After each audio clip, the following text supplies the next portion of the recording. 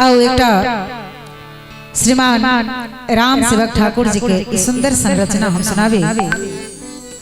बहुत कलाकार अपना अपना ढंग से गाने छे मिथिलांचल में। आओ बहुत नीक ई रचना है जाय में प्रीतम प्रदेश में छथिन, बहुत दिन से गांव ने एलखिन। आई पूस और माघ में ठंडी कोना गुजरे छे से बहुत सुंदर गृहिणी अपन मौनक बात परदेसी सो कहे छथिन से कोना कहे छथिन। आओ हम सुनावे। अच्छी सुन पिया जी हमर अंगना, अच्छी सुन पिया जी हमर अंगना, सजना सजना सजना सजना सजना सजना सजना सजना अच्छी सुन पिया जी हमर अंगना, अच्छी सुन पिया जी हमरे अंगना, सजना सजना सजना